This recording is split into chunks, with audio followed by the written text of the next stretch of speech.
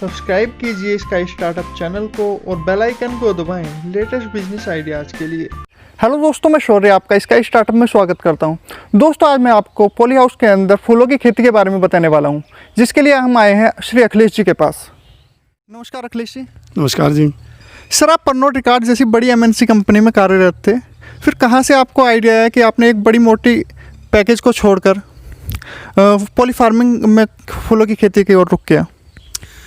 पहले से ही जैसे हम लोग एग्रीकल्चर से जुड़े हुए हैं और एक ग्रामीण परिवेश से रुचि रखते हैं, तो वहीं से 14 साल जॉब करने के बाद कहीं ना कहीं मेरे मन में था कि एक बार अपने वापस उसी क्षेत्र से जुड़ने का, क्योंकि हमारे पास एग्रीकल्चर लैंड भी काफ़ी थी और बहुत दिनों से ये था कि कुछ नया काम कुछ किया जाए। तो मैं काफ़ी पिछले 4-5 साल से इसी में था कि कौन से काफ़ी कामों पर रिसर्च की और क्या किया जाए। तो क्योंकि हमारे पास ज़मीन थी तो मैंने काफ़ी सारे शोरूम वगैरह ट्राई किए। फिर मुझे लगा कि यार, जब कुछ हमारे पास सारा इतना अच्छा इंफ्रास्ट्रक्चर है, क्यों ना खेती से ही जुड़ा कुछ काम किया जाए। फिर मैंने खेती से जुड़े काम में काफ़ी रिसर्च की और फिर मैं पॉली हाउस के कॉन्टेक्ट में आया। तो मुझे लगा कि यार, ये वाला काम अच्छा है। सर, जैसे ये ड्रिप इरिगेशन बेड तैयार हो गए, उसके आप डिसाइड कैसे करते हैं कि अभी कौन सी फसल करनी है, बाद में कौन सी फसल करनी है? ये देखिए, पॉली हाउस के अंतर्गत अगर हम फ्लावर को कंसीडर करते हैं तो इसमें 4 से 5 तरह के फ्लावर हम लोग करते हैं, जिसमें कुछ फ्लावर्स जो हैं वो 3 से 4 साल हैं, कुछ फ्लावर्स 1 ईयर के लिए हैं, कुछ हैं 3 से 4 महीने के लिए। ये जो जरबेरा है जो हम लोग कर रहे हैं, ये लगभग 4 साल की क्रॉप है, तो उसी के अकॉर्डिंग क्रॉप वाइज ही इसका सिलेक्शन होता है और इसका एक शेड्यूल हम लोग फॉलो करते हैं जो समय के हिसाब से चेंज होता रहता है। सर, अभी आप जरबरा की खेती कर रहे हैं, क्या आप रेगुलर जरबरा और कार्नेशन की खेती करते हैं या मौसम के अनुसार बदलती रहती है खेती? मेरे पास अभी 2 पॉली हाउस अपने हैं और 2 मैंने लीज पे लिए हुए हैं। पॉली हाउस के अंतर्गत जो मैं खेती कर रहा हूँ, जरबेरा, कार्नेशन, जिप्सोफिला और डेजी, ये तो मैं पॉली हाउस के अंदर करते हैं। उसके बाद बाहर जो ओपन कल्टीवेशन में है, वहाँ पे हमारे पास ग्लैड है। तो इसमें कुछ जो फूल फ्लावर्स हैं वो 3 मंथ्स क्रॉप है, तो वो वेडिंग सीजन को ध्यान में रखते हुए उसी के अकॉर्डिंग उसका प्लान किया जाता है। सर, जैसे ये जरबरा लेते हैं, जरबरा और कार्नेशन, तो इसकी पौध लाते हैं आप या बीज लाते हैं, और कहाँ से आती है सर ये? सर, ये इसमें 3 बहुत अच्छी कंपनियां हैं। हम लोग ये फ्लावर सारा जो प्लांटिंग मटेरियल है उन्हीं से परचेज़ करते हैं। कुछ फ्लावर्स के तो हम लोगों को बल्ब लेके आने पड़ते हैं, जैसे लिलियम और ग्लैड। उसके अलावा जितनी भी क्रॉप्स हैं सबके प्लांटिंग मटेरियल आता है, यानी कि प्लांट्स ही आते हैं, जो हम लोग पुणे और बेंगलोर से परचेज़ करते हैं। सर, जैसे आप इसमें फील्ड में नए थे पूरी तरह से, फिर आपने इसकी शुरुआती देखरेख कैसे की? ये सर, एक तो जो हम जिस कंपनी से हम प्लांट खरीदते हैं उन लोगों का काफ़ी सपोर्ट रहता है। फिर जहाँ हमारी रुचि है उस तरफ काफ़ी पढ़ाई भी करनी पड़ी, प्लांट की जो नेचर है उसके बारे में। तो ये सब उनके हेल्प और जो हमने इंटरनेट से और जो बुक्स के अकॉर्डिंग इसकी जो तैयारी की थी, उन्हीं से सारी हेल्प मिली है। सर, उसके बाद आपने खाद और पानी कितने समय के अंतराल से देते हैं आप, और कौन सा खाद देते हैं इसमें? सर, इसमें सब वाटर सोलेबल फर्टिलाइज़र यूज़ होते हैं जो क्रॉप की कंडीशन के हिसाब से, और एक शेड्यूल बनता है, उस शेड्यूल के हिसाब से हमें सब चलाने पड़ते हैं। जैसे इस समय हम लोग फ्रूटिंग पर नहीं हैं, सिर्फ प्लांट को सर्वाइवल करते हैं, तो इस समय हफ्ते में एक बार वाटर सोलेबल फर्टिलाइज़र ड्रिप से चल रहा है। जब ये फ्रूटिंग पर आ जाएगा तो वह अल्टरनेट डेज पे अकॉर्डिंग टू फ्लावरिंग कंडीशन ये इसको हम फर्टिलाइज़र देते हैं। सर, पेस्टिसाइड का भी इस्तेमाल किया जाता होगा, तो स्प्रे का कैसे चयन करते हैं कि अभी कौन सा स्प्रे करना है आपको? ये देखिए, इसमें बेसिकली 3 से 4 पेस्ट होते हैं। उनकी कंडीशन देखने के बाद ही पता लग जाता है कि अभी कौन से फ्लावर कौन से इंसेक्ट का इसमें अटैक हो रखा है, और उसी के अकॉर्डिंग उसके जो स्प्रेज होते हैं वो प्लान किए जाते हैं।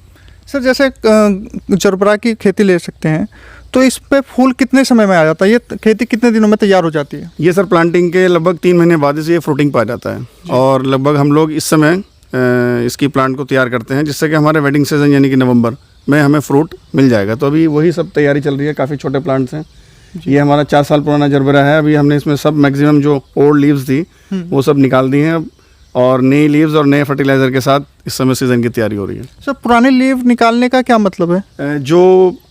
अब मैं अगर आपको पुराने फ़ोटो दिखाऊं तो ये जो अभी इतना खाली खाली लग रहा है, ये पूरा बिल्कुल ग्रीन और पूरा भर जाता है।